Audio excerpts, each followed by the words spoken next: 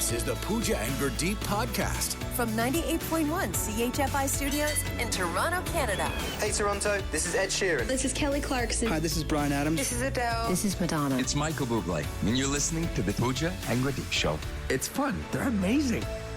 Leafs and Bruins are tied at 1. So this is basically a brand new series. It's now a best of 5 with 3 of the 5 games in Toronto. It's so exciting. And I think that after that last win, people just got, like you immediately go from, I don't know how this is going to go to, let's plan the victory parade. Whoa. Yes, No, the Stanley Cup parade on Yonge Street. No? Nobody is planning a parade. No. But speaking of which, though, it's been 31 years since a Canadian team won this. And I'm not part of the fan base that celebrates for all of Canada. I think that's bogus. I think you're not a real fan if you celebrate for all of Canada. But if you're looking at it from the Canadian perspective, 31 years since a Canadian team won, 93, Montreal. Oh my, 31 years? 31, yeah. Like for perspective, the last time a Canadian team won the Stanley Cup in 93, you could get a house in Toronto. The average price was $206,000. No. Yeah. That will get you now a parking spot and a locker in downtown Toronto. It's I'm not true. even exaggerating. It's true. That's what it costs. Oh my goodness. Are we really going to do this? Let's go down memory lane of all the things 31 years ago. The Leafs were playing at the Gardens, and you know who was selling out the Gardens? Nirvana played their last ever sold-out show in Canada at Maple Leaf Gardens in 1993. Oh my gosh, such a good time. It was a good time.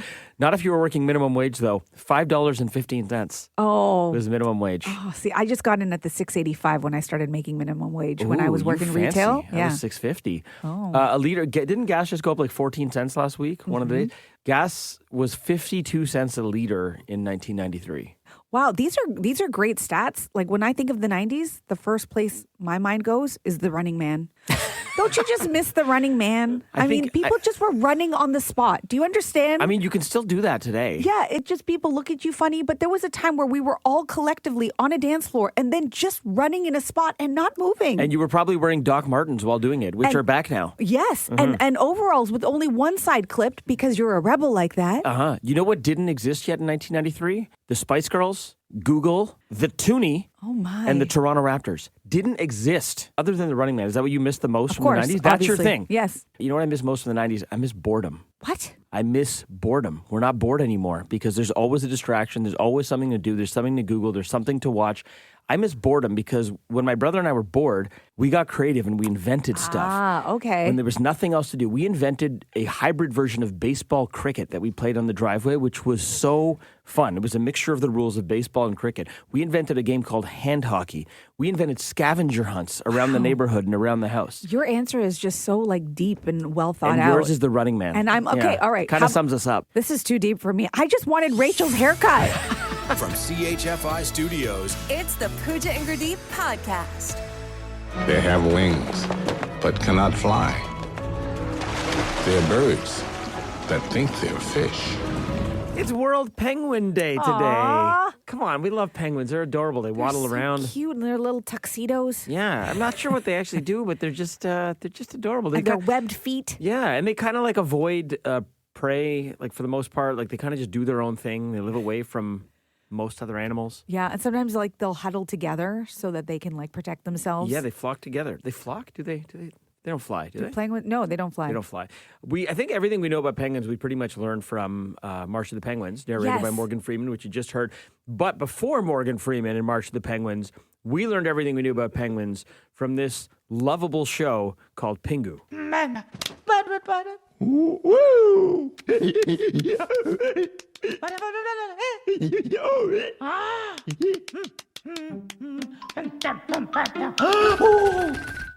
So ridiculous.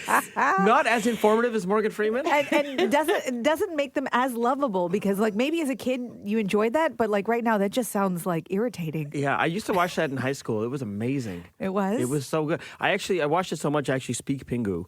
I know what he was saying in that clip, actually. What he was saying was, why are they called the Pittsburgh Penguins? Are there penguins in Pittsburgh? What's the deal with the Pittsburgh Penguins? Pingu does shower thoughts, by the way. Wow. Yeah. You and I grew up very differently. But, with penguins, and we learned in March of the Penguins that they stay with their mate for life. What? Yeah, that's a thing. Really? So they're very loyal. Very, very loyal. And actually, if you've ever got to meet one in person, a penguin, which I think you might have, I've done this in the past, they're very clingy. Like they will grab onto your leg and not let go. But what does their mates think about that? Well, like I think they think your leg is something that they might want to mate with, and then Oh, you're I like, "No, see. I'm not a penguin. I see. Go find someone so else." They're loyal until another species comes along. I mean, we can learn something from penguins, though. They stay with each other for life. Like, what's our divorce rate at? 50%?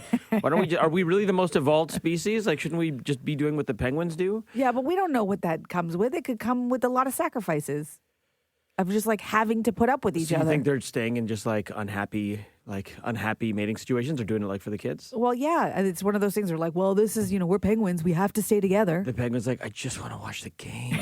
Like, do you think penguins sign a prenup? Wow, you've done a deep dive. It is World Penguin Day. However you decide to celebrate, that's up to you. The Pooja and Gurdeep Podcast. From 98.1 CHFI.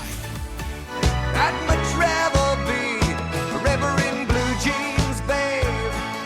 And when I think denim, for Denim Day, I feel like we really got to lean in and go denim head to toe, which is called The Canadian Tuxedo. the Canadian Tuxedo. And this is where, just for clarification, this is where you're wearing like denim on the bottom and the top, but it has to match, right? Same color, same wash. Same wash. You can't be wearing like a black jean jacket and blue jeans. That's not a Canadian tuxedo. No. And I Okay. will admit that there are times where I don't even think about it, and I've done that, and I'm like, oh no, Canadian Tuxedo, I have nowhere fancy to go. You've gone matching? Yes, I must change. Yeah, I must change. Now, is it, okay, so here's the thing. Is it a nod to Canadian fashion, or is it taboo? Is it tacky? I don't know.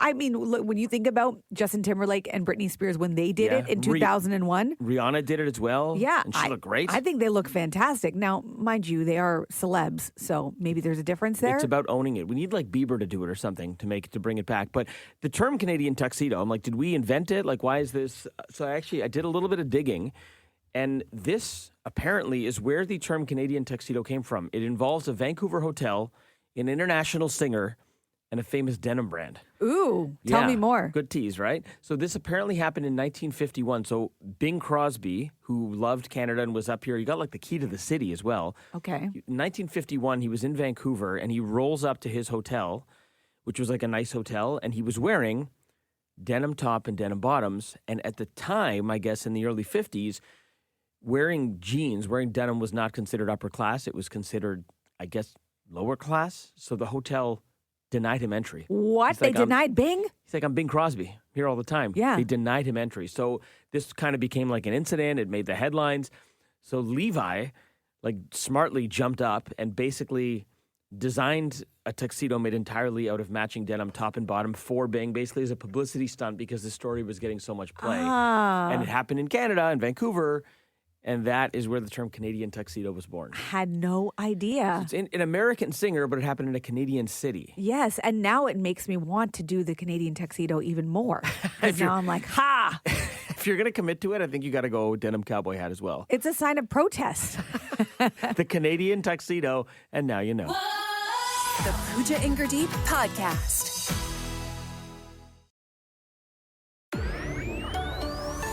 This is the Pooja and Gurdeep Podcast. Now, Pooja and Gurdeep's Shower Thoughts. If a dangerous object is flying towards us, we yell, heads up! Shouldn't we be yelling, heads down? Shower Thoughts. Who put the alphabet in alphabetical order? Shower Thoughts. Why is it called taking a dump when you're actually leaving one? Shower Thoughts. Do I get steps on my Fitbit if I sleepwalk, or does it add to my sleep score? Shower Thoughts. Deep. So let me get this straight. We trust dogs to sniff out bombs, drugs, and find missing people, but we don't trust them to choose their own flavor of dog food? Shower Thoughts. If the Toronto Maple Leafs are leafs and not leaves, then are sleeves sleeves? Shower Thoughts. From CHFI Studios, It's the Pooja and Gurdeep Podcast welcome to Can't Beat Gurdeep. on 98.1 CHFI. And Courtney from Oshawa is hoping to beat Gurdeep. Courtney is so very passionate about cleaning. Ooh, I like that. Courtney, can you teach me how to be passionate about cleaning? Because this is not my favorite thing. Absolutely. It's hard to get motivated, but what I tell my clients is no mess, less stress. So at the end of the day, if you're cleaning up, you're going to feel better about yourself and your space around you. There you go. Clean house, clean mind, clean life. Courtney, favorite thing and least favorite thing to clean? Obviously, toilets are not the most fun.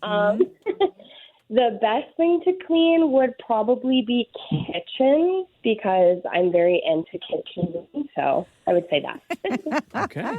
Amazing. Gurdeep's favorite thing to do is laundry, so you have a lot in common. Courtney. You can come do mine if you want. Deal. You clean my kitchen, I'll do your laundry. We can be best friends. I like this. However, we have a game to play here, and this is about beating Gurdeep in trivia. It's not about cleaning, Courtney, and I'm just looking ahead. No cleaning questions for you. So if you get more right than him, that's how you're going to win $100 of his money. Plus, you'll get the bragging right. So why don't you kick him out for us? I would love that. Gurdeep, time to get out of the studio. I am the captain now. Okay, I will, but no clean questions. Does that mean the questions are all dirty?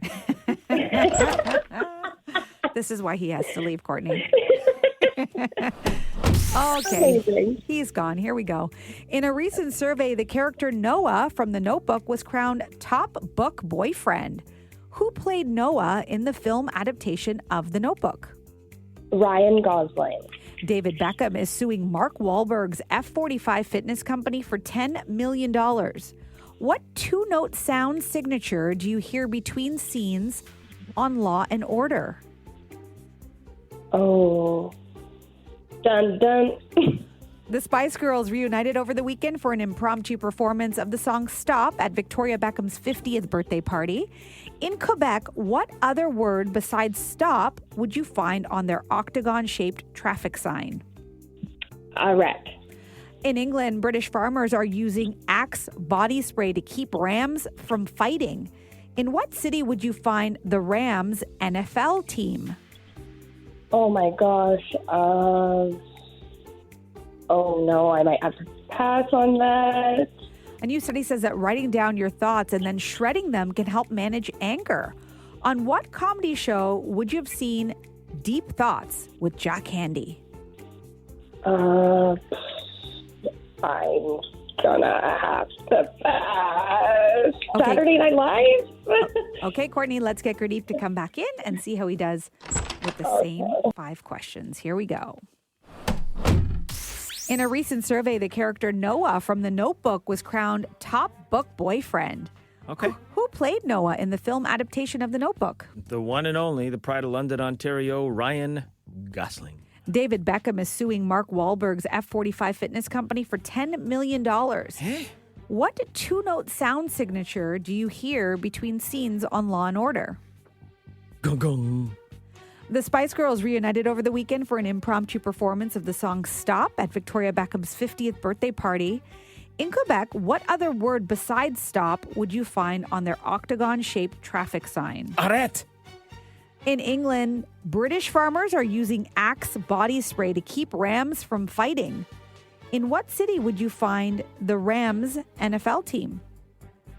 They moved. The Rams... Oh, they were in St. Louis. L.A. A new study says that writing down your thoughts and then shredding them can help manage anger. On what comedy sketch show would you have seen Deep Thoughts with Jack Handy? Saturday Night Live. Okay, Courtney, you got 4 out of 5 correct. Ooh, Courtney did well. Oh, and I knew it was going to be LA, and I completely forgot. Oh, Gurdeep, you got all 5 right. Can't beat Gurdeep. Yes, that was the one you missed. It was Los Angeles is where the Rams NFL team is from. Yeah, that one almost stumped me. Arrête right now. Thank you very much.